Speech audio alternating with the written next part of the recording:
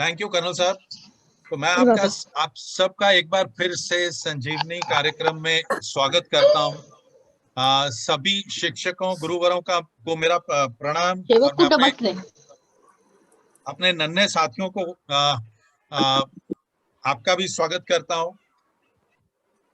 ये प्रोग्राम, जैसा कि मैंने आपको पहले बताया, ये एक ऐसा कार्यक्रम है जिसके अंतर्गत आप वो चीजें सीख पाएंगे जो किताबों में नहीं मिलती। हमारे जो स्पीकर हैं वो अपने एक्सपीरियंस को आपके साथ शेयर करते हैं, और इस आज के कार्यक्रम में हमारे जो चीफ गेस्ट हैं वो हैं Shri A.N. Tripathi. He is Shri Abhay Narayan Tripathi. He is Indian Forest Service Officer, batch of 1987, and he retired at the rank of Additional Secretary in Government of Maharashtra, Government of India. He's MSc in Mathematics, MBA in Entrepreneurship, Management of Environment Business, LLM in Constitutional Law, Property Administration, and Environment Law. So friends, a very learned person. इनके अगर हम ज्ञान पर जाएं तो शायद बहुत कम लोग होंगे जो इसको मैच कर पाए। इसके अतिरिक्त इनका एक बहुत ही वर्सेटाइल कैरेक्टर है। इन्होंने विभिन्न तरह के पदों को निभाया है और बहुत एफिशिएंटली निभाया है। मैंने इनको बहुत बार सुना है, और इनको सुनने के बाद ऐसा लगता है कि थोड़ा और बताते तो और अच्छा लगता। तो ऐसा लगता है कि समय की कमी है, लेकिन इनके पास ज्ञान देने की कमी नहीं है। आज भी आप ऐसा ही महसूस करेंगे। जहां तक मेरा एक्सपीरियंस है वो मैं आपको बता सकता हूँ। He is a self made man, and he is very influenced by Gandhian philosophy. तो आप समझ सकते हैं कि जो आदमी गांधीयन फिलॉसफी से इन्फ्लुएंस्ड हो, प्रभावित हो, वो किस तरह के विचार रखता है। He is grounded, connected with roots, और जो हमारे सादगी है उसके अंदर अपने उच्च विचार कैसे हम डे टू डे अपनी लाइफ के अंदर उनको इम्प्लीमेंट कर सकते हैं, ये इनका ध्येय रहता है। और मैं एक चीज बताऊं, ये रोज की मिथ्या में जो हम भागते हैं, अगर हम सादे विचार अपना लें तो शायद हमारा जीवन बहुत सुखी और सफल हो जाए। तो मैं आपका ज्यादा समय ना लेते हुए मैं त्रिपाठी जी से अनुरोध करूंगा कि वो अपना जो अपने विचार हैं वो सबके सामने प्रकट करें। थैंक यू राकेश भाई। एक चीज बिफोर त्रिपाठी जी शुरू करें उसके पहले मैं कहना चाहूंगा, जो राकेश भाई ने कहा उसी कड़ी में, ये जो अभी आप इनका जो वस्त्र देख रहे हैं जो ये पहने हुए हैं, ये वस्त्र भी इन्होंने खादी से अपने चरखे से बुना हुआ और उसी से बुन करके पहना हुआ है। ये बहुत बड़ी बात है, इतनी बड़ी ऊंची पोस्ट पे रिटायर होने के बाद भी, और आज भी वो सारी चीजें फॉलो करते हैं। In fact Gandhian philosophy, he is living the Gandhian philosophy. So over to Tripathi ji. Tripathi ji, जी जी जी जी आप आइए, पधारिए। हाँ, सब लोग आतुर होकर आपका स्वागत करने के लिए तैयार बैठे हैं। जी धन्यवाद मेरे परम अग्रणी अग्रज लोग, अग्रणी लोग, मेरे अनुज, मेरे मित्र। पहले तो मैं मिश्रा जी को धन्यवाद देता हूँ। आवाज बहुत कम आ रहा है। अच्छा अच्छा, आवाज बढ़ाएं थोड़ा।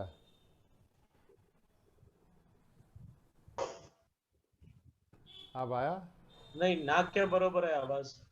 आप कान में लगाइए वो, अगर आपके पास है तो। लगा है, सब है तो लगाइए उसको। थोड़ा पास में आइए त्रिपाठी जी। हाँ, come closer to the. Yes, coming coming coming. Medical आ गया। बच्चे प्लीज नहीं बीच में बोलेंगे, रिक्वेस्ट है नहीं, नहीं सुनाई पड़ रहा है।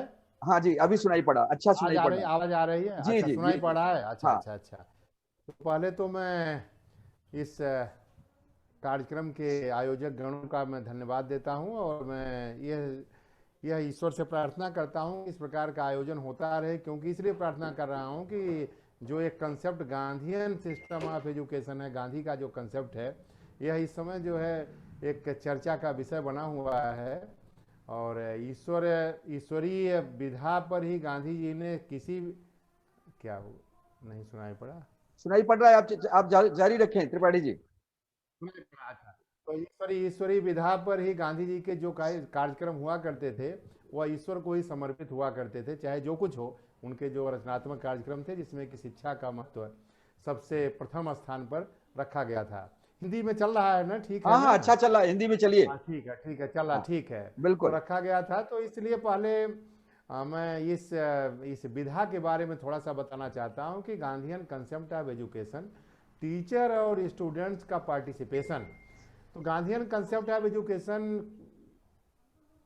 के विषय में बताने के पहले मैं बताता हूं कि जो हमारी शिक्षा व्यवस्था है, जो शिक्षा पद्धति है, जो बहुत ही वर्षों से, हजारों वर्षों से जो शिक्षा पद्धति चली आ रही थी, वो बीच में उस शिक्षा पद्धति में कुछ व्यवधान उत्पन्न हुआ। तो गांधी जी ने क्या किया, उस शिक्षा पद्धति को किस प्रकार से पुनर्जीवित किया जाए, इस पर उन्होंने सोचने का काम किया। सोचने के पहले जब सोच रहे थे, उसमें उन्होंने कहा सोचने से तो काम चलेगा नहीं, इसको जो क्रियान्वित किया जाए, इसको लोगों को दिखाया जाए। तो पहले जब गांधी जी ने फिर अपने आश्रम में, पहला आश्रम दक्षिण अफ्रीका में, उन्होंने जब दक्षिण अफ्रीका में थे तो फिनिक्स आश्रम उन्होंने बनाया। फिनिक्स आश्रम में उन्होंने ये किया कि पहला जो कंसेप्ट रखा, पहली जो विधा उन्होंने बनाई शिक्षा की, वो उन्होंने कहा कि काम के द्वारा शिक्षा हो। अब काम के द्वारा शिक्षा, उसमें एक फिलॉसफी रखा गया कि फिलॉसफी था कि हर हाथ को काम मिले और हर मस्तिष्क को विश्राम मिले और हर शरीर को आराम मिले। यह तीन जो मंत्र हैं, यह फिलॉसफी था उसके फिनिक्स आश्रम के में शुरू होने के पहले जो नई शिक्षा पद्धति, जिसको कहते हैं बुनियादी शिक्षा पद्धति, को लोग नई तालीम भी कहते हैं, इसके पीछे यह जो है फिलॉसफी था। गांधी जी ने क्या किया कि क्योंकि पहले उनके इस कंसेप्ट को कि काम के द्वारा शिक्षा दिया जाए, इसको समझने के लिए उस समय जो है दक्षिण अफ्रीका में जो लोग थे उनके समझ के बाहर था। वो सोचते थे काम के द्वारा शिक्षा कैसे दिया जा सकता है। तो इसके लिए उन्होंने क्या किया कि प्रयोग करना शुरू किया अपने आश्रम में। पहले काम के द्वारा शिक्षा कैसे हो, हर प्रकार का, और शिक्षा की पद्धति कैसी हो। तो आप समझते हैं कि उस प्रकार की शिक्षा शुरू करने, शिक्षा रुचिकर कैसी हो। आज तो अरुचिकर शिक्षा ना हो, जो शिक्षक हो, शिक्षक को भी रुचिकर लगे और जो शिक्षा लेने वाला हो उसको भी रुचिकर लगे। इन दो सिद्धांतों को लेकर शिक्षा रुचिकर कैसे बनाया जाए, शिक्षा को खेल के रूप में परिवर्तित कैसे किया जाए। खेल के द्वारा, जैसे बच्चे खेलते हैं, छोटे बच्चे खेलते हैं, बड़े बच्चे खेलते हैं, उस खेल का रूपांतरण कैसे शिक्षा में कर दिया जाए, सिखाया कैसे जाए। जीवन शिक्षा क्या है, जीवन के उपयोग, जीवन में जो उपयोग आए, आगे चल के जीवन में उपयोग आए। तो बड़ा अच्छा सुंदर विचार गांधी जी का आया और उस विचार पर काम शुरू हो गया। काम शुरू होने के लिए बड़ी कठिनाई थी कि कैसे खेलते खेलते शिक्षा कैसे ली जाए, काम के द्वारा शिक्षा हो। तो पहले शिक्षा का जो मूल आधार था, महात्मा जी ने उस मूल आधार को की विशद व्याख्या लोगों के सामने रखा। बहुत लोग ग्रुप में रखा, समाजों में गए, वो भिन्न भिन्न समाजों में गए। भारतीय समाज के लोग थे, भारतीय समाज में भिन्न भिन्न प्रांतों के लोग थे, लेकिन लोगों के विचार में आया नहीं किस प्रकार से शिक्षा पद्धति होगी। तो गांधी जी ने क्या किया, पहले अपने परिवार के, अपने बच्चों को उस खेल खेल में शिक्षा कैसे दिया जाए, शिक्षा रुचिकर कैसा हो, शिक्षक और शिक्षा लेने वाला शिक्षार्थी जो है उसको रुचि कैसे जागृत हो। तो उन्होंने अपने बच्चों पर यह प्रयोग किया और उनके साथ जो उनके कुछ सहयोगी थे, उनके भी बच्चे थे, उन बच्चों पर यह प्रयोग शुरू हो गया। अब जब प्रयोग शुरू हो गया, धीरे धीरे और लोग जुड़ने लगे। अब जब जुड़ने लगे तो उसमें लोगों को ये लगा कि भाई ये कौन सी पद्धति है। शिक्षा के लिए तो एग्जाम होता है, इम्तहान होता है, शिक्षा के लिए तो किताब कापी लगती है। पहले शिक्षा में तो पहले वर्णमाला सिखाया जाता है और गांधी जी तो वर्णमाला सिखा ही नहीं रहे हैं। ये तो जो है उस पर बालू पर लिखने की बात बताते हैं, कहते हैं नहीं अभी वर्णमाला सीखने का समय नहीं है।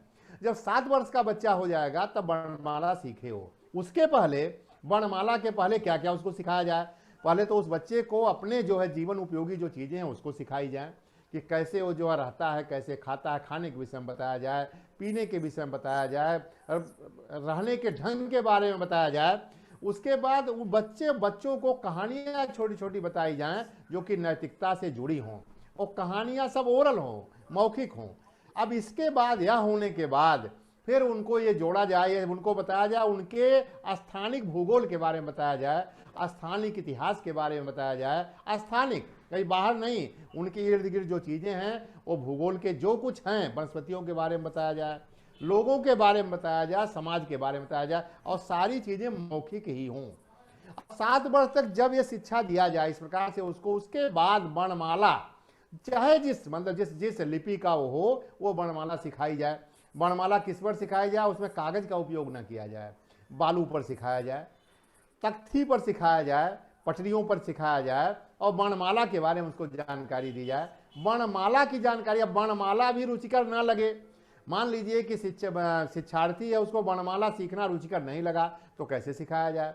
तो उन्होंने पहले जो शिक्षक थे उनको इसके लिए प्रशिक्षित किया जाए कि वर्णमाला जब अच्छा नहीं लगता है तब क्या किया जाए, तो वर्णमाला प्रयोग करके बताया जाए, बाहर ले जाया जाए बच्चों को और प्रयोग करके बताया जाए कि वर्णमाला क्या होती है, चाहे देवनागरी हो, चाहे अरबी लिपि हो, चाहे रोमन लिपि, जो कुछ लिपि है उसमें जो वर्णमाला है, चाहे उस वर्णमाला को प्रयोग करके बताया जाए।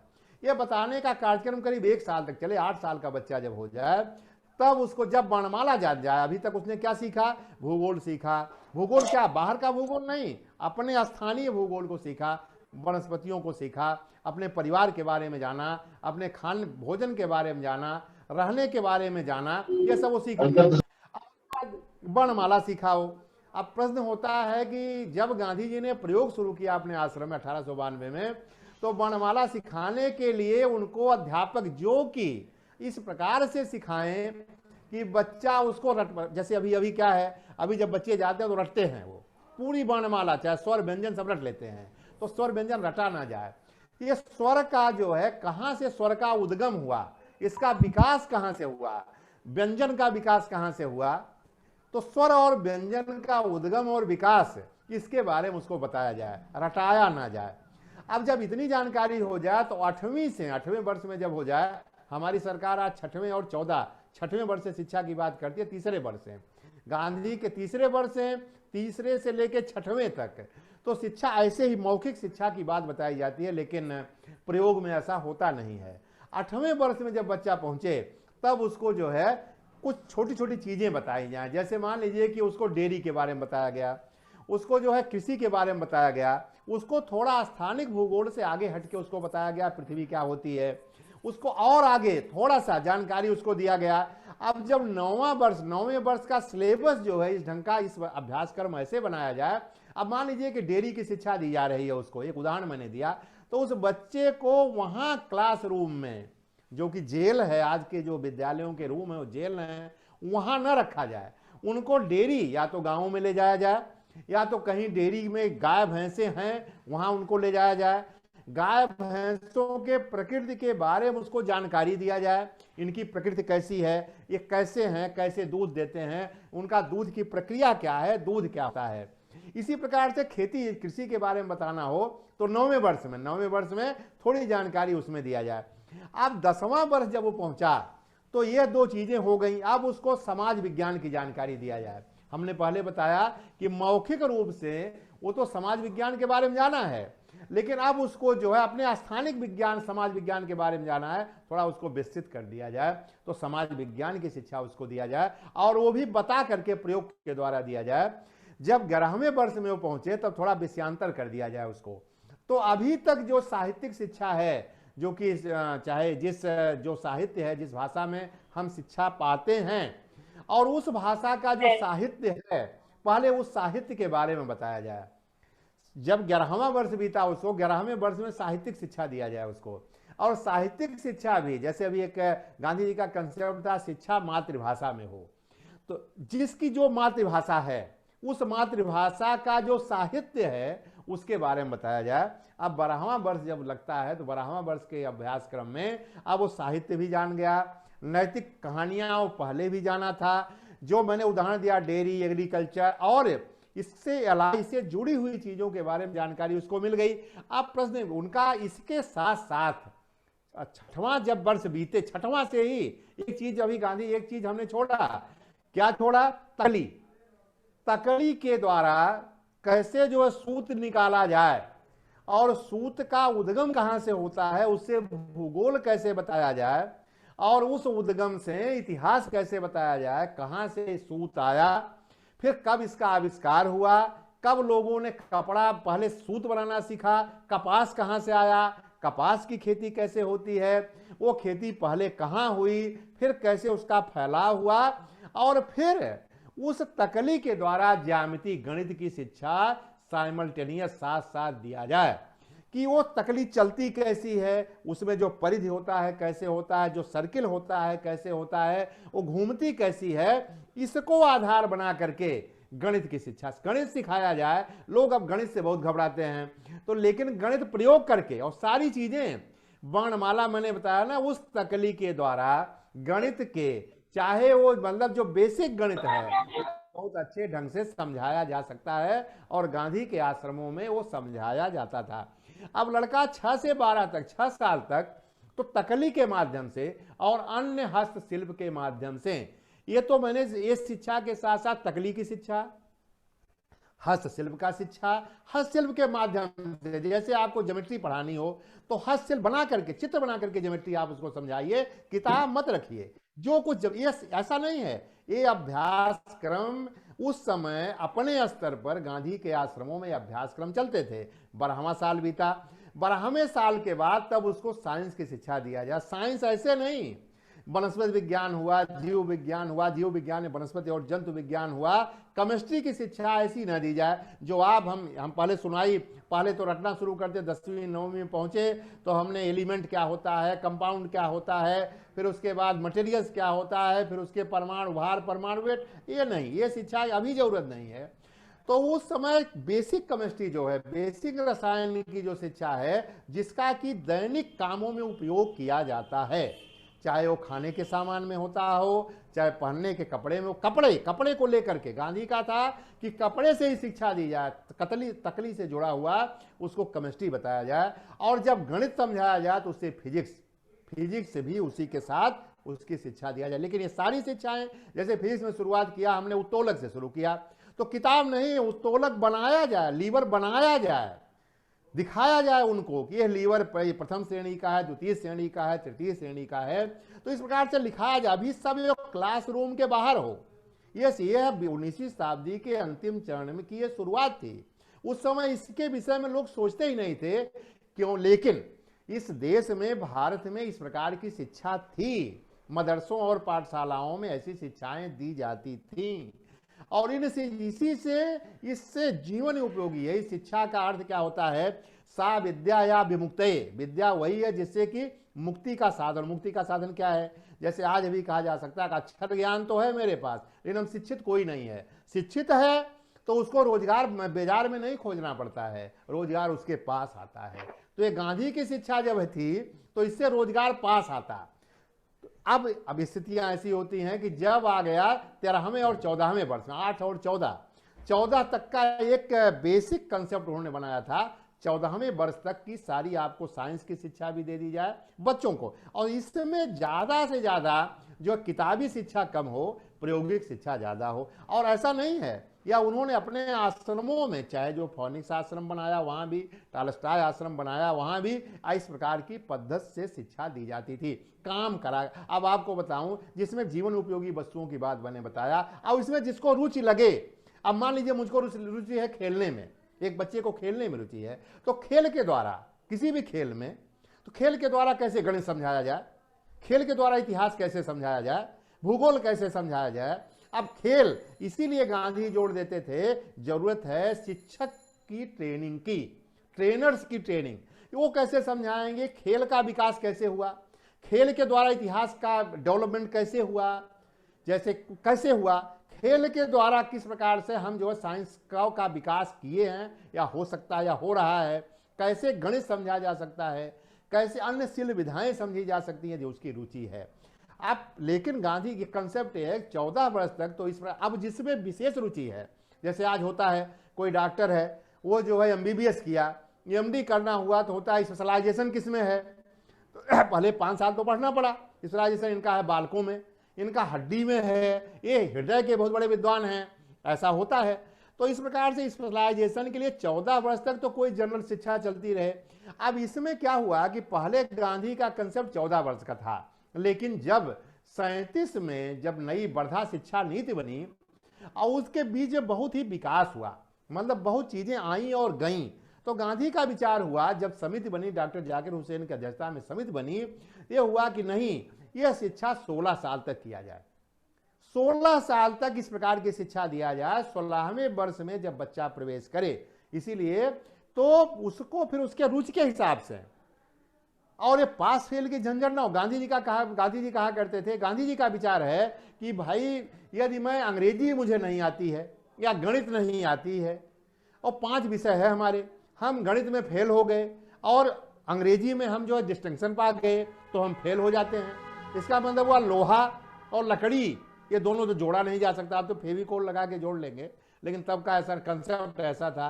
तो गणित में फेल होने से उसको फेल क्यों कर दिया गया? वो जो है गणित नहीं आती लेकिन इतिहास बहुत अच्छा आता है, लेकिन वो 10वीं ही पास नहीं होगा, तो 10वीं नहीं पास होगा तो उसकी प्रतिभा का तो वहीं जो है समापन हो गया। तो गांधी जी का ये कहना था, गांधी जी का जो कंसेप्ट था कि 16 वर्ष के बाद उसकी रुचि को जाना परखा जाए। अब जिसकी रुचि है कि वो खेती करेगा, एग्रीकल्चर की जानकारी है उसके पास, वो खेती में जाएगा। उसको डेयरी की जानकारी है, उसकी रुचि है, डेयरी में उसको भेज दीजिए। जिसकी रुचि जो है शिल्प कला में है उसको शिल्प कला में भेज दीजिए। जिसकी रुचि अनुसंधान करने की है वो बोलेगा तो उसको अनुसंधान में भेजिए, उसको पास फेल मत कीजिए कि सब सब्जेक्ट का वो मास्टर तो हो नहीं सकता है, अनुसंधान में भेजिए उसको। जिसको प्रशासन में जाना है, हमारी शिक्षण व्यवस्था ऐसी थी। आप बताइए आईआईटी इंजीनियर बन करके, इंजीनियर डॉक्टर बन के प्रशासन में जाते हैं तो उनका आईआईटी और डॉक्टरी की पढ़ाई का कोई औचित्य तो होता नहीं है। तो प्रश्न यह था कि भाई प्रशासन में जाना उस प्रकार से उसको ढालिए। उसको राजनीति में जाना है, उसकी रुचि है, राजनीति रुचि है तो राजनीतिक क्षेत्र में उसको जो ढालिए और राजनीतिक क्षेत्र में जाएगा। वो मॉरल वैल्यू उसकी इतनी ज्यादा होगी और राजनीति में जाके भी वो गलत काम नहीं करेगा। मैं अब इस प्रकार से जब 16 वर्ष के बाद उसकी रुचि के हिसाब से उसको डायरेक्शन दिया जाए, तो 12वीं के बाद जो ग्रेजुएशन की पढ़ाई होती है ये 10वीं के बाद ही, उनका 5 वर्ष रखिए आप, 7 वर्ष रखिए, जो इच्छा हो आप रखिए। वो एक समिति बनाई जाए, लोग समझें कितने वर्ष की जरूरत पड़ती है, किस फील्ड में। राजनीति में जरूरत पड़ती है तो राजनीति का राजनीति शास्त्र न पढ़ाया जाए, राजनीति शास्त्र एक बेसिक रूप से उसको जानकारी हो गई, अब उसको प्रैक्टिकल रूप से राजनीति में क्या क्या करना है।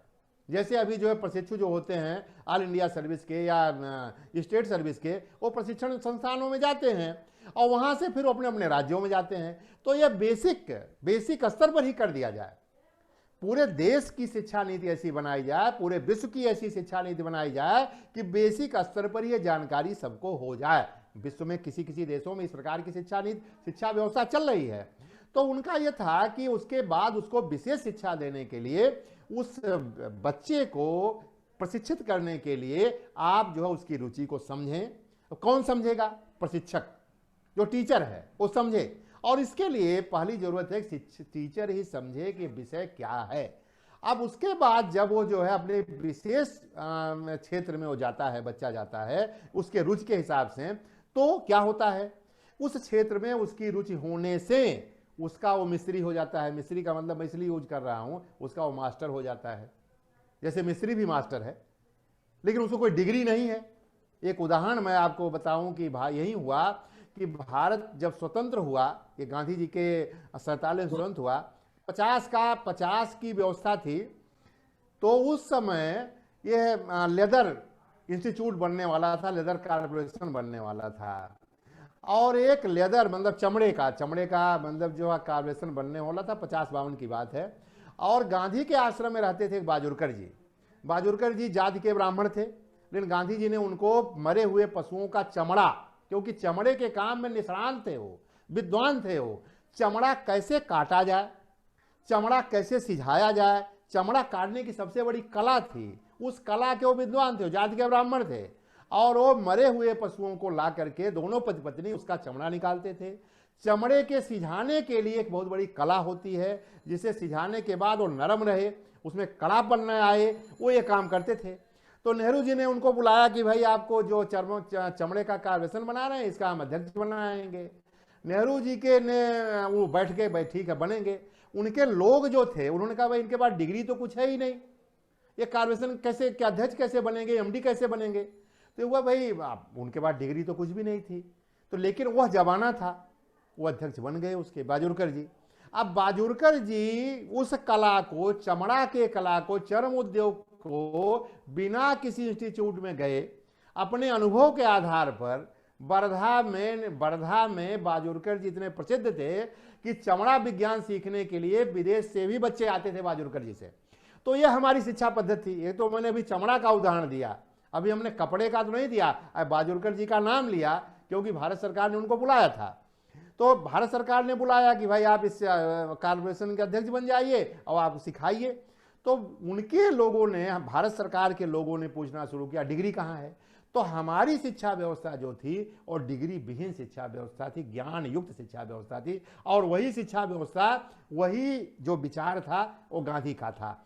अब प्रश्न होता है कि इस शिक्षा व्यवस्था में टीचर और जो अध्यापक हैं और जो स्टूडेंट्स हैं, टीचर स्टूडेंट्स, अध्यापक और जो शिक्षार्थी हैं, इन दोनों के बीच का समन्वय कैसे हो, पार्टिसिपेशन शब्द है। तो यह समन्वय जब तक, जो आज हम बैठते हैं, टीचर जो है कुर्सी पर बैठता है, विद्यार्थी नीचे बैठते हैं, वो मेज ऊंचा रहता है, जज साहब बैठते हैं, तो जज और अपराधी की बात नहीं होती है, या जज और वकील की बात नहीं है, वो एक मित्र भाव है। तो मित्र भाव जो है, मित्रता विकसित ही नहीं हो पाती है, तो आधी रुचि तो वैसे खत्म हो जाती है। बच्चा स्कूल में जाता है तो चाहे टीचर महिला हो चाहे वो पुरुष हो, वो मित्रता का भाव विकसित नहीं करती हैं या करते हैं।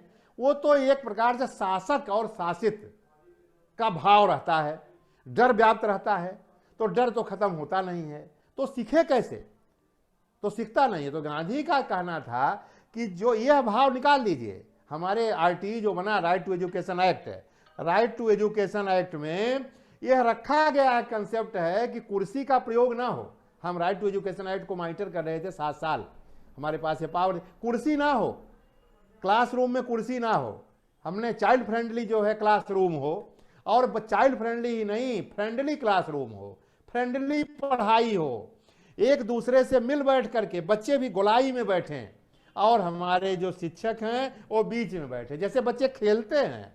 आप समझ रहे हैं, खेल में हमारे बच्चों को मैं कहना चाहता हूं कि जैसे खेलते हैं ऐसे हाथ पकड़ के खेलते हैं, और बीच में एक कोई बच्चा रहता है, तो ऐसे वो खेलते हैं। तो खेल के द्वारा शिक्षा को आप दीजिए, उसको शिक्षित कीजिए। यह कंसेप्ट हमारे आरटीई का जो एक्ट बना 2009 में, राइट टू एजुकेशन एक्ट, जिसको कहते हैं कि मतलब सभी को शिक्षा निःशुल्क हो, निःशुल्क शिक्षा का जो प्राविधान बना वो 14 साल के बच्चों के लिए, अब तो 16 हो रहा है। उसमें यह है कि कंसेप्ट कुर्सी मेज का। लेकिन क्या आप बता सकते हैं पूरे देश में कोई ऐसा विद्यालय है जो ऐसा चलता है? 2-4 विद्यालय हमने देखा कि जो कि ऐसे चलाते हैं, जिसको आनंद निकेतन कहते हैं। आनंद, जहाँ की विद्यालय नहीं है, विद्यालय तो जब घुसता है तो लगता है जेल है। आनंद निकेतन विद्यालय ऐसा हो कि जहाँ आनंद की वर्षा हो, बच्चा प्रसन्न हो जाए। वो घुसा तो डर में व्याप्त रहता है, उसकी सारे नर्व सिस्टम जो है डरे रहते हैं हमेशा। बाहर निकला तो इतना बोझ लेके आता है कि तो ऐसे ही घर आता है तो भी डरा रहता है, मम्मी पापा से डर जाता है, होमवर्क है, पढ़ो, मतलब पढ़ाई के लिए उसको इतनी बड़ी भीति हो जाती है, इतना बड़ा मतलब जो है डर व्याप्त हो जाता है कि उसका विकास ही रुक जाता है। निश्चित है कि वो जो है इस ढंग से नौकरी उसको मिल जाती है, कहीं न कहीं नौकरी तो मिल ही जाती है, हम लोगों को भी मिल गई नौकरी।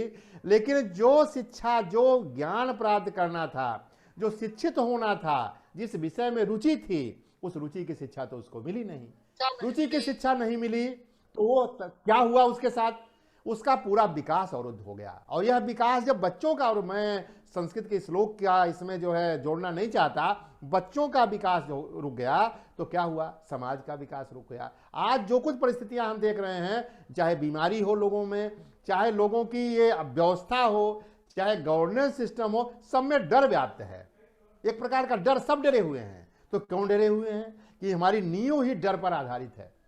और डर पर आधारित नींव क्या है? शिक्षा हमारी। अब ये नहीं, आप ये मत कहिए कि शिक्षा, किसान भी शिक्षा देता है। एक जो है वो डेयरी, एक जो है जो पशु को देखता है वो भी शिक्षा देता है। किसान शिक्षा देता है कि उसके खेत में पानी कब दिया जाए, शिक्षित है उसके लिए, उस खेत में निराई गुड़ाई कब किया जाए, सब वो जानता है। तो ये शिक्षा, यदि बच्चा वहां जाएगा, किसान के पास रहेगा, तो मैनेजमेंट किसान समझा देगा उसको, वो देखेगा पेड़ पौधों में समय पर पानी कब दिया जाए, पेड़ पौधों में भी डर व्याप्त होता है, जीवों में डर व्याप्त होता है, तो बच्चों में, हमारे समाज बच्चों में डर व्याप्त है। ये शिक्षा डर की शिक्षा है, शिक्षा को आनंद में, इसीलिए विद्यालय का नाम आनंद निकेतन रखने का कंसेप्ट महात्मा जी ने रखा। आनंद निकेतन हो, बच्चे वहां जाएं तो घर का जो कुछ डर है वो डर उतर जाए वहां। तो टीचर और स्टूडेंट का पार्टिसिपेशन की का जो कंसेप्ट है, और ये भी ना कहिए, महात्मा जी ने तो कहा, वर्धा शिक्षा पद्धति बनी, आर्य नायकम जी एक इसके लिए बहुत बड़े धुरंधर विद्वान थे, उन्होंने शुरू भी किया बहुत से जगहों पर। उस समय 40 और 50 के दशक में, 60 के दशक तक बहुत जगहों में ऐसी शिक्षा पद्धति शुरू हुई। जैसे अभी आप शास्त्री जी ने वनस्थली विद्यापीठ शुरू किया, पुरुलिया में विद्यालय ऐसे शुरू हुए, सहरसा वहाँ पंजाब में होशियारपुर में विद्यालय शुरू हुआ। ऐसे लोग शुरू भी किए, लेकिन क्या होता है कि वो आनंद निकेतन जो है, बाद में समस्या होती है डिग्री तो आनंद निकेतन देता नहीं है भाई, डिग्री नहीं होगी तो आपका कोई काम ही नहीं होगा। आप बड़े निष्णांत विद्वान हो, आप कुछ भी हो, लेकिन डिग्री चाहिए। चाहे डिग्री है तो आप, एक उदाहरण छोटा सा देता हूं, राउरकेला जो आपका हमारा प्लांट है, स्टील प्लांट है, उसमें कुछ कमियां आ गई, प्लांट में थोड़ी सी कमी आ गई, और वो जो जर्मनी के सहयोग से बना हुआ था। तो हमारे बड़े बड़े डिग्रीधारी, तब तक तो IIT के लोग भी आ गए थे वहां, उनको समझ में नहीं आ रहा था। जर्मन से एक जिसको कि कोई डिग्री नहीं थी, वो मिस्त्री था, और उसको उस समय $200 पर डे पर वो आया था, वो आया तुरंत ठीक कर दिया। जब ठीक कर दिया तो अब वो तो अब बताइए, वो डिग्रीधारी अच्छे हैं, वो अच्छा है, उसको आनंद से, वो मिस्त्री है, उसको अपने विषय में आनंद है, इसलिए उसने सीखा। उसकी मांसपेशियां, उसकी नर्व सिस्टम जो है सीखने के लिए, मतलब जो प्रफुल्लित हैं। यही तो हमने कहा कि हर हाथ को काम, लेकिन सब्जेक्ट 2, हर मस्तिष्क को विश्राम। विश्रांति मस्तिष्क को, उसकी मस्तिष्क में विश्रांति है, इसलिए वो आनंद में जिया है। आनंद में जिया है तो उसको ज्ञान भी आनंद जैसा मिला हुआ है, इसलिए अपने विषय का वो मिस्त्री है। मिस्त्री मतलब जिसको कि बहुत ज्यादा जानकारी हो, जो कि अपने विषय का विद्वान हो, वो मिस्त्री होता है। डिग्री नहीं है उसके पास, लेकिन वो विद्वान, वो ठीक कर दिया उसको। तो इस प्रकार से टीचर और शिक्षक और शिक्षार्थी, इनका जो संबंध है, यह संबंध आज क्या हो गया है, एक मित्र का। हम माता पिता की भी बात नहीं कर रहे हैं, क्योंकि मैंने माता पिता को भी नजदीक से देखा है। चाइल्ड राइट कमीशन का 7 वर्ष जो है मेंबर सेक्रेटरी रहा हूं, देखा हूं, ये तो वहां और भी भय है। तो टीचर को प्रशिक्षित किया जाए कि वो जो है भय, ऐसी शिक्षा उनको दिया जाए, टीचर को, अध्यापक को, कि वो जो है एक काउंसलर का काम करें, जो काउंसलर करता है, जो एक ऐसे काम करे उनमें धैर्य हो, और वो बच्चों के साथ मित्रवत व्यवहार करें, उनको शिक्षा इस प्रकार की दें। कोई भी सिलेबस बना हुआ है, मिश्रा जी ने 1 घंटे का टाइम 45 मिनट का दिया है, इसमें हम सिलेबस की व्याख्या नहीं कर पाएंगे। ऐसा सिलेबस, ऐसा अभ्यासक्रम बना है, और कुछ जगह ऐसे चलते भी हैं विद्यालय। हमको भी भारत सरकार ने 2-3 साल पहले इस पद्धति पर कैसी शिक्षा की व्यवस्था बनाई जाए, एक कमेटी बनाई थी, हमको भी बुलाया गया था, और मैंने यही अपनी बात कही। और हो सकता है कुछ उस RTE का, क्योंकि RTE को देखता था, अभी शिक्षा नीति नहीं बनी हुई है, लेकिन नीति तो पहले थी। मैं क्यों कह रहा हूं RTE बना, इसके पहले मतलब संविधान के 45 आर्टिकल में भी ये व्यवस्था थी, आप पढ़िए उसको। उसी आधार पर RTE बना संविधान में, क्योंकि वो डायरेक्टिव प्रिंसिपल में था, तो उसको हटा करके फंडामेंटल राइट में किया गया। और वो इतिहास नहीं बताऊंगा, ये व्यवस्था थी। नई शिक्षा नीति भी बन गई। अब प्रश्न, नई शिक्षा नीति को लागू कौन करेगा? क्या उसके लिए प्रशिक्षक हैं? क्या उसके लिए टीचर हैं? क्या उन टीचरों की ट्रेनिंग की व्यवस्था की गई? जैसे विनोबा जी कहते थे कि भाई प्राइमरी जो विद्यालय हैं उनका प्रबंधन का काम आप दे दीजिए महिलाओं को, वहां पुरुष को मत रखिए, 100% रिजर्वेशन कर दीजिए। महिलाओं में एक भावना होती है, एक प्रेम पुरुषों से ज्यादा होता है, प्रेम और सद्भाव ज्यादा होता है, तो इसलिए महिलाएं वहां रहेंगी तो उसका प्रबंधन अच्छा होगा। विनोबा जी ने प्रयोग भी किया। विनोबा जी के हर आश्रमों में केवल महिलाएं ही हैं, चाहे मैत्रेयी आश्रम हो, चाहे ब्रह्म विद्या आश्रम हो, और प्रबंधन बहुत अच्छे ढंग से हो रहा है, विद्यालय भी चल रहे हैं। अब प्रश्न होता है कि मैं बच्चों को, क्योंकि बच्चे यहाँ हैं सामने, मैं उनसे यही प्रश्न करता हूं कि कहीं भी वो पढ़ रहे हो, इंटरनेशनल विद्यालय में पढ़ रहे हो, नेशनल में पढ़ रहे हो, लोकल में पढ़ रहे हो, कहीं पढ़ रहे हो, लेकिन क्या उनको विद्यालय में घुसते हुए आनंद प्रतीत होता है? क्या उनके अध्यापक उनके साथ मित्रवत व्यवहार करते हैं? क्या उनकी पढ़ाई जो है, पार्टिसिपेशन, अंग्रेजी शब्द को हटा दीजिए, पार्टिसिपेशन ये नहीं है, क्योंकि वो सामंजस्य, क्या उनकी पढ़ाई लिखाई जो होती है एक दूसरे से, टीचर भी सीखता है उनसे कि नहीं? मैंने बताया ना, किसान सीखता है, किसान सीखता है, डेयरी वाला सीखता है, जिसको मतलब दुग्ध व्यवसाय करने वाला सीखता है, हमेशा सीखता रहता है। क्या उससे टीचर सीखता है? क्या बच्चों के मनोविज्ञान को समझ करके शिक्षा देता है? कानून में है 25 छात्रों, 20 छात्रों पर, 25 छात्रों पर एक टीचर हो। लेकिन प्रश्न है कि ये सब तो हो गया, पाबंद लगा लगा के हो गया। व्यवस्था की नींव ही जब गलत है, जब नींव उसकी ढांचा ही गलत है, अरे तो तब वो पाबंद लगा के काम कैसे होगा? एक नई शिक्षा नीति का पाबंद लग गया, जैसे पाबंद होता है कि फट गया पैंट जो है तो उस पर एक बार सिला दिया, फिर सिला दिया, एक टुकड़ा लगा दिया, अब नई शिक्षा नीति दूसरा टुकड़ा आ गया। क्या नई शिक्षा नीति के पहले शिक्षार्थी जो शिक्षक थे उनका प्रशिक्षण की व्यवस्था किया गया? उनका मनोविज्ञान, बच्चों का मनोविज्ञान कैसे समझाया जाए, इसकी व्यवस्था नहीं की गई। तो स्थिति ये होती है कि आज जो गांधीयन कंसेप्ट है और है हमारे पास, हमने इसीलिए उदाहरण दिया 1892 से लेकर के कि गांधी जी ने प्रयोग अपने परिवार पर किया, स्वयं पर किया, अपने मित्रों के बच्चों पर किया, और फिर वर्धा शिक्षा नीति जो है इस देश के उस समय 8 प्रांतों में जहां कांग्रेस की सरकारें बनी वहां चलाई गई, और 60 के दशक तक, कहीं कहीं 70 के दशक तक ऐसी व्यवस्था कमोबेश कहीं न कहीं जिंदा थी, जैसे दीपक का लौ होता है। लेकिन आज वो भी बुझ गई, अब कहीं कुछ भी नहीं है। कहीं आनंद निकेतन जो है आज जो है कहीं कहीं ऐसे मृत प्राय अवस्था में पड़ा हुआ है, और लोग, हाँ वहां जाने वाले बच्चे तो मृत प्राय नहीं है, लेकिन क्योंकि यह सिस्टम ही ऐसा बना हुआ है कि सिस्टम में के अंदर वो व्यवस्था पनप ही नहीं सकती है। जैसे आप देखें, कोई ऐसा मतलब आप कहीं पेड़ लगा दें, कहीं ऐसे जगह सूरज की रोशनी न मिले तो पेड़ बढ़ता नहीं है, कितना खाद उसको नीचे दे दें।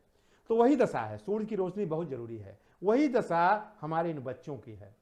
उनको जो सूरज की रोशनी मिलनी चाहिए थी वो नहीं मिलती है, उनको जो आनंद मिलना चाहिए था वो नहीं मिलता है। इसलिए शिक्षा पद्धति दोषी से, हम किसको दोष दें? सभी को दोष देने। लेकिन क्या हम आगे बढ़ते हैं? क्या हमने अपने बच्चों पर प्रयोग किया? क्या हमने कभी सोचा कि भाई हर हाथ को काम कैसे मिलेगा, विद्या से मुक्ति कैसे मिलेगी? विद्या से मुक्ति का साधन है, हमको सोचने की जरूरत नहीं। यदि हम शिक्षित हो गए, जब विद्या प्राप्त कर लिए, तो स्थिति ऐसी है कि जो गांधीयन कंसेप्ट ऑफ एजुकेशन है, आज फिर मैं आपको सभी से, मेरी यहाँ बच्चे हैं, हमारे अध्यापक गण हैं, थोड़ा सोचें, बैठें, बना हुआ साहित्य है पुराना, बैठें, ये थोड़ी सी मतलब कुछ समय के लिए ठीक है, हमारी परेशानी होगी, 1 साल 2 साल 3 साल के लिए परेशानी होगी, लोग कहेंगे भाई ये क्या किया जा रहा है। सरकार भी सोचने पर मजबूर होगी, हमने शिक्षा नीति बना तो दिया, लेकिन क्या उतने हमको शिक्षक हैं? क्या उस शिक्षा नीति पर शिक्षकों को हमने प्रशिक्षित किया? जब नहीं किया तो 7-8 साल तो ऐसे रहेगा। प्रशिक्षण की व्यवस्था किया? जब तक व्यवस्था नहीं किया तब तक शिक्षा नीति को हम लागू कैसे करें? लागू करने का ही फरमान जारी हो जाता है। ऐसे हमेशा होता है। तो लेकिन उसमें जो है, जो आनंद निकेतन है, जो रुचिकर शिक्षा है, जो हमको रुचि लगे, जैसे भोजन, जब भोजन जो है अपने रुचि का भोजन करते हैं, कोई ब्रेड खाता है, कोई पकौड़ा खाता है, कोई खीर खाता है, कोई चावल खाता है, जो भोजन रुचि का है, तो शिक्षा रुचि की क्यों ना हो, जिसमें इंटरेस्ट जगे। पेंटिंग यदि, तो ऐसा क्यों नहीं होता? भोजन जब रुचिकर है, वस्त्र भी रुचिकर है। किसी को जीन अच्छा लगता है, हमको खादी अच्छा लगता है, खादी जो सूत में स्वयं निकालता हूं, उस सूत का कपड़ा अच्छा लगता है, तो किसी को जीन अच्छा लगता है। तो शिक्षा के लिए क्यों ऐसा ना हो? जब शिक्षा की विधा इतनी पुरानी है, और वो पुरानी विधा क्या भारत में नहीं है? भारत में ठीक है, भारत में है और हर जगह थी। क्या अरब में भी थी, यूरोप में भी थी वो विधा, अमेरिका में भी थी वो विधा, लेकिन कालांतर में वो विधा खत्म हो तो वो विधा को जीवित करने का काम जो गांधीयन कंसेप्ट ऑफ एजुकेशन है, जो परंपरा, जो सनातन परंपरा थी विद्या की। एक बार बैठिए, सोचिए ना, आईटी वाले भी सोचें, पर आईटी में भी उसका प्रयोग है। अभी भी देखिए कि उसका कंप्यूटर का विद्वान है, लेकिन वो जो है उसको डिग्री नहीं है। वो जो है वो अपना जो है जो इसमें ये बना लेता है, सॉफ्टवेयर वगैरह डेवलप कर लेता है, ये भी तो विद्या है, लेकिन वो कोई टॉपर नहीं है। एक अपने अभ्यास के द्वारा सॉफ्टवेयर में डेवलप कर लेता है, ये भी विधा है। इसमें सोचा जाए, इसमें प्रशिक्षित किया जाए तो उसको कोई काम की कमी ही नहीं है, उसका दिमाग भी स्थिर रहेगा क्योंकि वो अपने विधा का मास्टर है। तो ये है, यह जो हमारा ये काम है, इस माध्यम से रोटरी क्लब बहुत अच्छा, मैं साधुवाद देता हूं। मैं रोटरी क्लब का बार बार अभिनंदन करता हूं कि इस गांधी के मुद्दे को, गांधी का मुद्दा कोई गांधी ने नहीं दिया है, इस बात को फिर निकाल दे दीजिए। गांधीयन कंसेप्ट कुछ नहीं है। गांधी ने जो चीजें यहां थी उसको बटोरा है, उसको समाज के सामने रखा है, क्योंकि उस समय सभी लोग इस जो विधा थी, आज भी उस विधा को ये समझते थे ये तो कुछ है ही नहीं, ये तो निरक्षर है, ये तो अंधविश्वासियों का है। अरे भाई, कोई मल्ल विद्या करके वो शिक्षा हो सकती है? खेती में हल चला रहा है वो शिक्षित हो सकता है? नहीं, असंभव है। तो इस विधा गांधी ने कहा नहीं हो सकता है, और उन्होंने दिखाया प्रयोग करके। देखिए हमारे, मैंने बताया ना, आर्य नायकम जी ऐसे ऐसे विद्वान आनंद निकेतन में पैदा हुए, जाकर मतलब ऐसे ऐसे विद्वान पैदा हुए कि आप देखिए वो इतिहास पुरुष हैं। शिक्षा वो कोई पीएचडी, 4-4 पीएचडी, 5-5 पीएचडी नहीं किए हुए थे, ना कहीं से विदेश से पढ़ के, हार्वर्ड से नहीं पढ़ के आए थे, यहीं पढ़े थे भाई। तो इस कारण से यदि उस समय ऐसा था तो आज भी हम सोचने पर मजबूर, हमको सोचना चाहिए कि हम इस विधा को डेवलप करें कि जिससे कि अक्षर ज्ञान के स्थान पर शिक्षित हम लोगों को कर सकें। हम निरक्षर जो थे, ये तो ठीक है, निरक्षर को अक्षर दीजिए, लेकिन अक्षर तो मैंने बताया ना कि वो अल्फाबेट है। अक्षर तो इंडिकेशन से भी होता है, आप अपनी बातें तो इंडिकेट करके भी कह सकते हैं, आप अपनी बातें काम करके कह सकते हैं। भाषा तो एक माध्यम है एक दूसरे के बीच में जो संबंध बनाने की, कोई भी भाषा हो, लेकिन भाषा कोई ज्ञान की चीज तो है नहीं। दुर्भाग्य है आज हम भाषा के पीछे पड़े हुए हैं, ज्ञान को छोड़ दिए हैं। तो ज्ञान यदि आप दीजिएगा तभी शिक्षित लोग होंगे। इसीलिए कहा जाता है, एक श्लोक मैं करता हूं कि शिक्षित कौन होगा, शिक्षा कैसे मतलब दिया जाए। एक सनातन पुरातन परंपरा है, उसमें जो है ये कहा जाता है कि भाई हम ये शिक्षित हो गए हैं तो हमको ज्ञान, हम अपना ज्ञान कहाँ से हमको मिला हुआ है, कैसे हम शिक्षित हुए हैं, शिक्षा होने के बाद, शिक्षित होने के बाद हमको क्या किया जा सकता है, कहाँ हम जा सकते हैं। तो 2 श्लोक है, न चौर्य चौर्यम न राजहार्यम न च भ्राति भारजम शिक्षा धर्म धनम सर्वधनम प्रधानम। ये तो है कि शिक्षा यदि शिक्षित हैं तो उसको कहीं भी, उसको कहीं न बंटता है, न कोई लेता है, न कुछ न किसी की कोई जरूरत है। वो अपने में आत्मनिर्भर है, वो शिक्षित है। लेकिन वह शिक्षा आनंद निकेतन की शिक्षा, उसको एक श्लोक, दूसरा स्कूल है, थोड़ा मुझे स्मरण नहीं हो रहा है तुरंत में, वो श्लोक ये है कि उसको मैं इस समय आपके सामने, उसका अर्थ ये है कि जो शिक्षित वही होगा, कि जो शिक्षित कौन होगा, जिसके पास नैतिक बल है। वो नैतिक बल वाला ही शिक्षित हो सकता है, क्योंकि वो आनंद से रहता है। और जब नैतिक बल वाला शिक्षित होगा तो उस प्रकार से वो जो काम करेगा वो धर्म से जुड़ा हुआ काम करेगा, धर्म में नहीं, पूजा पाठ नहीं। और ऐसा व्यक्ति यदि काम करेगा, जो जिस नैतिक काम करेगा, तो वो जो पैसा कमाएगा, जो कुछ उससे अर्निंग होगी, उसका भी उपयोग अच्छे कामों में होगा। तो इस कारण से शिक्षा आनंद निकेतन की शिक्षा होनी चाहिए। शिक्षालय आनंद निकेतन हो, आनंद के घर हों, घर भी आनंद से युक्त होगा, ये शिक्षालय जो है आनंद से युक्त होंगे। तो यही कंसेप्ट गांधीयन कंसेप्ट है, और यही जो है टीचर और स्टूडेंट के पार्टिसिपेशन का जो एक विधा डेवलप हुई है, वो विधा यही है कि मित्रवत व्यवहार कीजिए। बच्चों को इस प्रकार का न लगे कि आप और उनके बीच में एक दूरी है, उस दूरी को आप दूर करिए। और पढ़ाई भी है, खेल के साथ पढ़ाई हो, यही जो है गांधीयन कंसेप्ट है। और यही आज की मांग है, इस समाज की भी मांग है, और इस समाज आईटी में भी ये लागू होता है, किसी भी विधा में लागू होता है। थोड़ा मिल बैठ के सोचने की जरूरत है। पुराने ग्रंथ हमारे पास हैं, पुराने जो काम लोगों ने किया है, हम कहेंगे कि अपने टीचर, सबसे विनती है, अपील है, आप बच्चों को वर्धा में ले जाएं। आज भी आनंद निकेतन चलता है। पुरुलिया में आप प्रसाद दास गुप्ता साहब भी चलाते हैं, जरा ले जाएं 2-3 जगह। एक जगह होशियारपुर में चलता है और गांधी शांति प्रतिष्ठान चेन्नई में चलता है, 4 जगह है। अब वहाँ के बच्चे, मैं एक उदाहरण बताऊं, गांधी शांति प्रतिष्ठान के बच्चे सड़क के बच्चे थे, भिक्षु थे, बाल भिक्षु थे, उनको गांधी शांति प्रतिष्ठान वालों ने इस पद्धति से शिक्षा दे करके शिक्षित किया। मैं 2012 में उनको वर्धा में बुलाया था, 5 बच्चे थे, तमिल के अलावा कोई भाषा नहीं जानते थे। उनको मल्टीनेशनल कंपनियों में नौकरी मिली हुई थी, कोई डिग्री उनके पास नहीं थी, और वो इतने नैतिक रूप से, इतने उच्च कोटि की नैतिकता थी कि कंपनी ने कार्य दिया था, वो कहे नहीं नहीं हम प्राइवेट वाहन नहीं, पब्लिक वाहन से चलेंगे।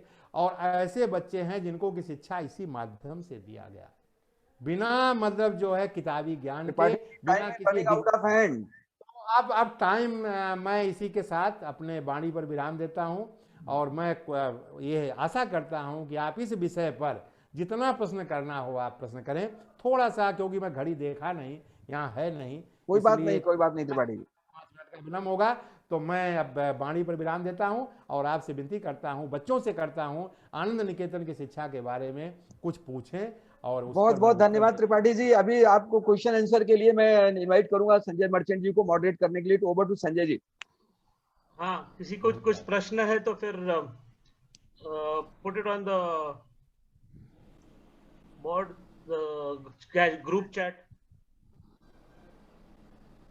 ग्रुप चैट में कोई डालेंगे तो फिर मैं आगे प्रश्न लूंगा। Anybody has any questions? You can raise hand also. Raise hand में प्रॉब्लम आ रहा है करना। अच्छा, sir, there are too many people. Okay, that's great.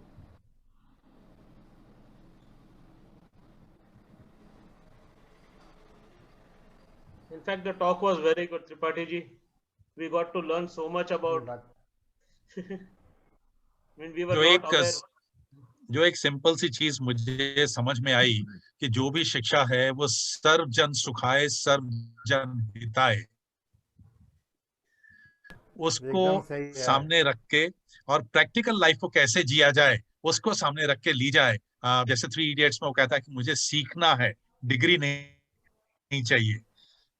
तो डिग्री तो ठीक है, एक माध्यम है, एक अपने आप को जो आपके अंदर है उसका कोई मुकाबला नहीं। तो हमारे को चारों तरफ से सीखना चाहिए और अपने प्रैक्टिकल उसमें जितना ज्ञान अर्जित कर सकें उतना अच्छा है। मैं ठीक हूँ क्या त्रिपाठी जी? एकदम सही है रेलन साहब, यही सत्य है। आपने जो कहा कि हमको ज्ञान अर्जित करना चाहिए, सीखना चाहिए, लेकिन वो सीखने में आनंद की पुट हो। आनंदित रह के हमेशा सीखिए, चाहे जिस विधा में हो। कभी मतलब नहीं तो डिप्रेशन के शिकार नहीं कोई नहीं होगा। आनंद मतलब इसीलिए गांधी जी ने विद्यालयों का नाम आनंद निकेतन रखा था। इसीलिए मैं कह रहा हूँ ना, सर्वजन हिताय सर्वजन सुखाय। एकदम सही है, एकदम सही है, एकदम सही है, एकदम हम सहमत हैं, 100% सहमत हैं। और यही है सर्वजन हिताय सर्वजन सुखाय। शिक्षा वही हो, और जब सर्वजन सर्वहिताय स्वतः सुखा स्वांतः सुखाय, ऐसी भी हो स्वांतः सुख भी हो, है ना। सर्वजन हिताय सर्वजन सुखाय स्वांतः सुखाय, स्वांतः स्वतः से सुखी हो, है ना। ये तो आप भूल गए, 3 मैंने जोड़ दिया। अब इसमें आप एक स्वांतः सुखाय भी हो। ठीक है कर्नल साहब, थैंक यू। अभी नीरू जी यहाँ जुड़ी हुई हैं। नीरू जी से मैं चाहूंगा कि वो 2 शब्द इसके बारे में कहें जो आपने आज टॉक सुनी है। Over to Neeru ji. Thank you colonel Mishra. In fact मुझे ये सुन के, त्रिपाठी जी का लेक्चर सुन के, मुझे ऐसा मन कर रहा है कि मैं फिर से जन्म लूं और फिर एक टीचर बनूं और वो करूं जो उन्होंने बताया है।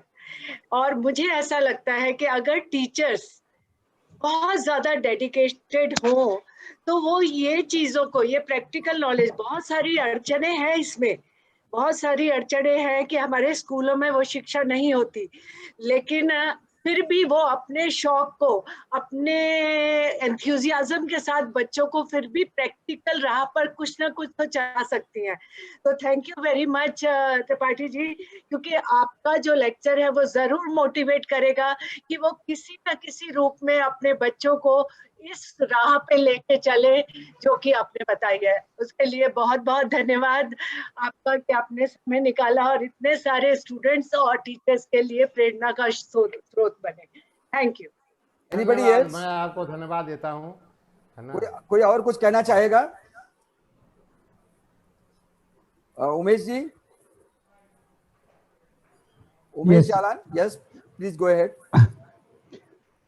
त्रिपाठी जी ने जो एक सबसे बड़ी बात कही है, जो कि सब शिक्षक आज के दिन अमल में ला सकते हैं, कि उनको दोस्त बन के मिलजुल के बच्चों के साथ में उनको सिखाना है, न कि उनको ऑर्डर देके, आदेश देके या कुछ अपना ऊंचा पद लेके यदि वो सिखाने की कोशिश करेंगे तो बच्चे ज्यादा लर्न नहीं कर पाएंगे। तो शिक्षकों को बच्चों के साथ में घुलना मिलना है, उनसे दोस्ती बनाना है, ताकि वो उनको जो भी समझाना चाहते हैं, सिखाना चाहते हैं, वो अच्छी तरह से कर सकेंगे। और मैं ये समझता हूँ कि आज के शिक्षक ये पहलू को मिस करते हैं। तो इस पहलू को वो अच्छी तरह से त्रिपाठी जी के बताए हुए मार्ग पे चलेंगे तो वो एक कुशल शिक्षक बन पाएंगे। Thank you. Thank you. Shubhangi ma'am, आप कुछ कहना चाहेंगे as a teacher? Shubhangi ma'am, anybody from teaching staff कुछ कहने चाहेंगे?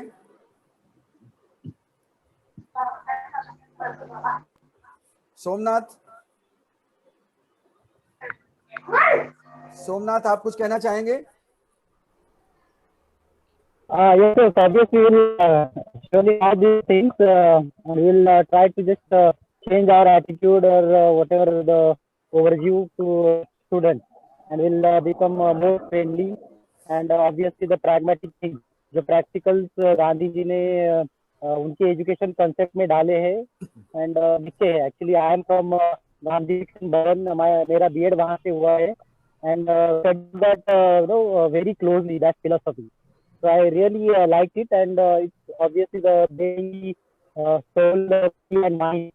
So तीनों का मिलके वो एजुकेशन होना चाहिए. That's what Gandhi ji said, and it's really great thing. Milind भाई जुड़े हुए हैं. मिलिंद भाई से मैं चाहूंगा कि वो अपने दो शब्द कहें. मिलिंद जी. मिलिंद भाई आप म्यूट हैं, अनम्यूट होइए, अनम्यूट होइए. आप म्यूटेड हैं मिलिंद भाई. मैं request anyone, Prerna, can you unmute? Yes. अब बोलिए मिलिंद भाई. हाँ, ये जो साहब ने जो बात कही कि रुचि के जो रुचि है उसमें शिक्षा पानी चाहिए, ये सबसे बड़ी बात मुझे पसंद आई. क्योंकि ऐसा पता चलता है कि इंजीनियर है, शायद वो सीखता है इंजीनियरिंग, पर वो जब उसको सॉल्यूशन निकालना होता है तो वो उसकी रुचि नहीं होती और उसके लिए वो जो विषय से एक नहीं हो पाता और इसके लिए वो शायद उसका इतना आउटपुट नहीं दे पाता. तो ये सबसे बड़ी बात मुझे पसंद आई कि रुचि के हिसाब से शिक्षा लेनी चाहिए. बहुत शुक्रिया. Thank you, thank you. इसके पहले कि मैं फाइनल या कोई और कुछ कहना चाहता है? Anybody else? Yes sir. Yes, please go ahead. This is very important information for the teachers about how to tackle students in the class, and for the students it is very important how to learn, how to achieve anything silently using the principles of Mahatma Gandhi ji, and they can do after learning all these points or taking help of the points the principles of Mahatma Gandhi in their education. So it's a very best. And you have said that you should go there to meet the ashram of Gandhiji. That is also inspirable for the students. But in this year, we cannot go there due to COVID. So can you suggest anything about visiting there in this year? Or Neeru madam? Tripathi साहब आप respond करेंगे? Yes, I will. Have you any idea about to go there? Yes, he is responding, please. Yes. Due to Thank you, corona, it is a difficult to visit the most of the area, but Bardha, so far Bardha is. But आप त्रिपाठी जी आपकी आवाज थोड़ी कम आ रही है. अच्छा, so far just now you are hearing my. हाँ ठीक है. Hello. Yes. Bardha Anand Niketan, you can visit the Anand Niketan. You can send your, even though Binoba Ashram also, you can send your teachers, you can send your students. Only this problem is to visit this Purulia and other area. Bardha, that Anand Niketan is running, still running. And teachers can go there, only subject to that you follow this guideline issued by the Government of India, protocol issued by developed by the Government of India, that is COVID protocol. That is Anand Niketan is still running, and that is within the ashram premises run by one lady, Susma. So you can send to your this students, you can send your teacher. Teacher can go there, teacher can learn the system that he practice, how they are following. So far this Purulia is concerned, that is I was in touch with this Prasad Das Gupta, son of Prasad Das Gupta, and this in the month of, I talk in the month of July, August. So that is due to the problem in Purulia, so that this institution is not running. And similarly in Hoshiarpur also some problem. And Hoshiarpur and this Purulia, they have made the arranging this video conferencing. And video conferencing, you can be in touch with the organization. And your students, your teachers, they can learn. And even though Purulia, they have arranged some training program on this through this video conferencing.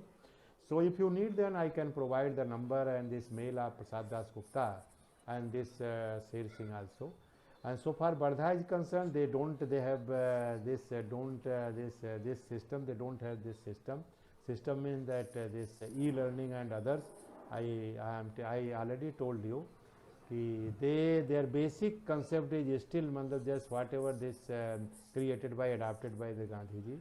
So only the physical presence by way of the physically visiting the area, you can know something. And now Bardha, that is open, you can go. If government has this train services is not started, so by own vehicle, by bus, you can go there.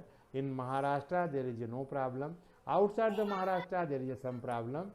And by e-way, by e-learning, Purulia, you can be in touch with the this organizer. And I will provide the mail and number. Thank you, Tripathi ji. I will request you to share the number with us. We will share all the teachers and students. So already time we are it is 7:30. Before we proceed further, last I would like to extend a special thanks to Tripathi ji to join today, and he is joining from Gorakhpur. He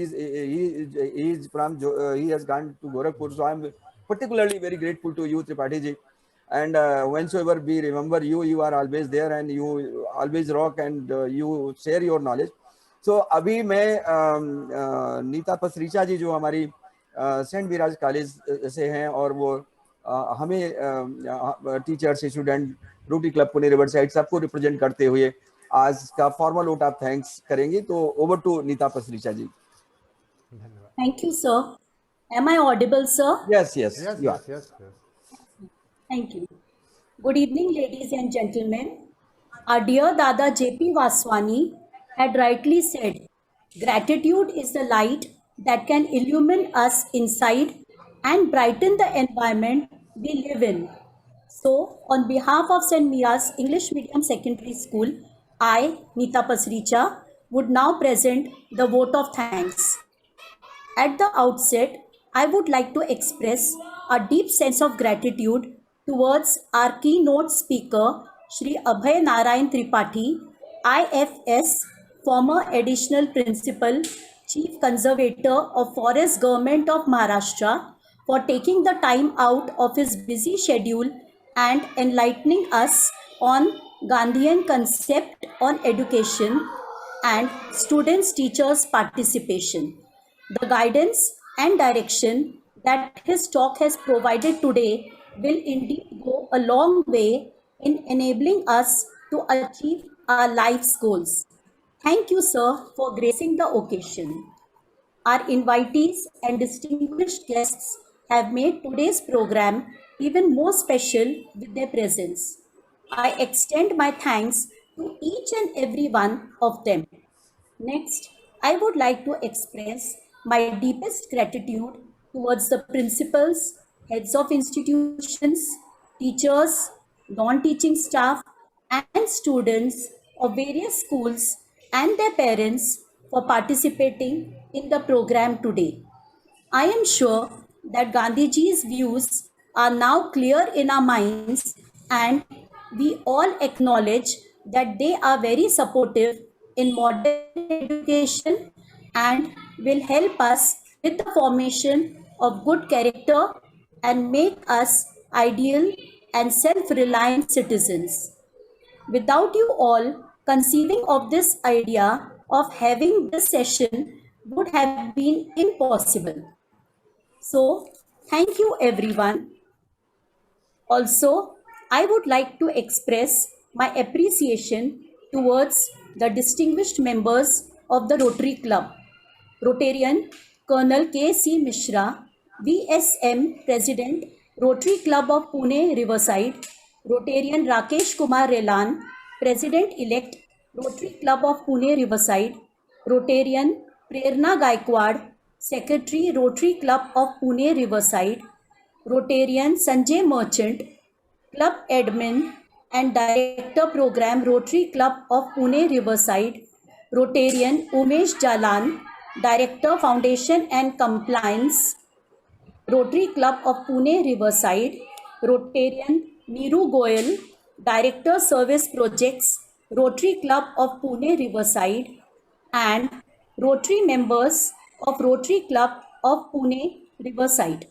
On behalf of all the participants, I thank you for organizing this excellent talk today. The topic is much in keeping with the need of the hour and has definitely served to provide relevant knowledge. Thank you so much for all your effort to make this happen and to make it happen successfully. And last but not the least, I thank my respected headmistress, Mrs. Anjali Raghani, St. Mira's English Medium Secondary School, for giving me this valuable opportunity of presenting the vote of thanks before this August gathering. Thank you, madam. On this note, we conclude today's session. Thank you all for joining us. Thank you. Thank you, Neeta ji. Thank you, Neeta ji, for doing this honor. इसके पहले की session हम close करें, एक विशेष special thanks to Anjali Raghani ma'am, Neeta Pasricha ma'am and Shravanti ma'am.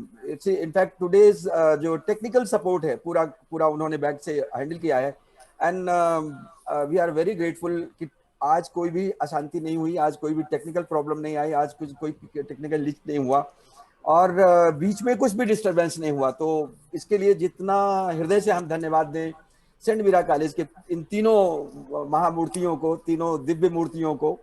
और ये हमारे साथ जुड़े रहने वाले हैं. 6 तारीख को भी यही टीम हमारे साथ जुड़ने वाली है.